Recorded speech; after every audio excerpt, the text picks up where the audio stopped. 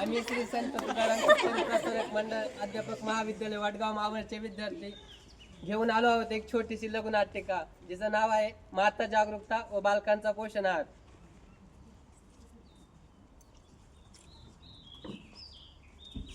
बाळा, हे बाळा, चल जेवण करून घेऊ. बाळा, मला डाळ भात आणलाय बघ तुझ्यासाठी. नको आई, मला डाळ भात नको, मला मॅगी पाहिजे. नाही बाळा, चांगलं नसतं ते. डाळ नको, भातच मला खायचा मॅगी असतो. पाहिजे. दे त्याला चिप्स नाही तर मॅगी दे म्हणजे शांत बसेल. ते चांगलं नसतं आरोग्यासाठी. कसं खाऊ घालणार? आपण दे म्हणजे शांत बसेल. बाबा बोलतात तर दे ना ग. घे बाई, घे, खा.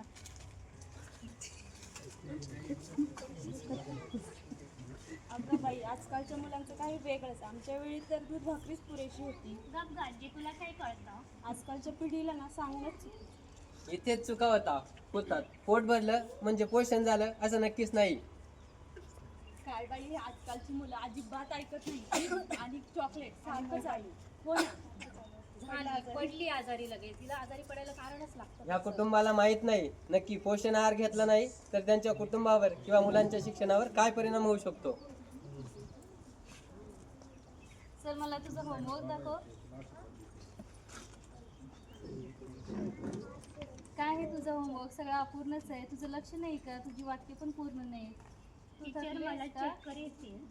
जा मग, तू घरी जा आणि उद्या येताना तुझ्या पालकांना घेऊन ये. आई बाबा, तुम्हाला शाळेत टीचरने भेटायला बोलावलं. कशासाठी गं? टीचर कोण आहे? ठीक आहे, चल जाऊ. तुमची मुलगी सतत आजारी पडते. मुलगी सतत तुमची आजारी पडते. तिचं लक्षच नसतं अभ्यासाकडे आणि तिचं होमवर्क पण अपुरं असतं. जर आहारात जर व्यवस्थित पोषक तत्व जर असतील तर ती सारखी आजारी नाही पडणार. मग आता यासाठी काय करावं लागेल? तुम्ही डॉक्टरांच्याकडे जावं. चला चला चला, उद्या आपल्या गावात मोफत आरोग्य तपासणी शिबिर आहे, तर तिथे येऊन तुम्ही डॉक्टरांकडे चेक करून घ्या. चालेल ना. निरोगी माता सुदृढ बालक. निरोगी माता सुदृढ बालक. निरोगी माता सुदृढ बालक. निरोगी माता सुदृढ बालक. चला आपण डॉक्टरकडे जाऊया. डॉक्टरला बघा ना काय होतं. सतत चक्कर येते वारंवार. मला हिला आधी तपासू द्या.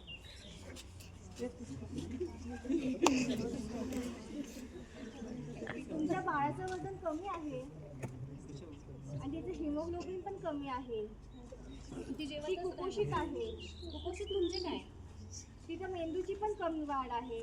ती शरीराने पण वाढत नाहीये.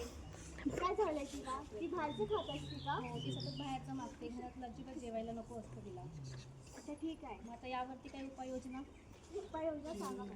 तर तुम्ही तिला रोज जेवणात वरण भात भाजी पोळी, त्याचबरोबर हिरवे पालेभाज्या, त्याचबरोबर तिच्या आहारात रोज एक फळाचा समावेश करा. रोज एक ग्लास दूध प्यायला द्या.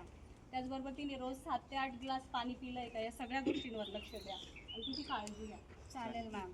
अगं बाई, आमच्या वेळेस तर एवढं काय माहिती. हो, काळजी लक्ष द्या तिच्यावर. अज्ञानामुळे चुका घडतात आणि जागरूकता बदल घडून आणते.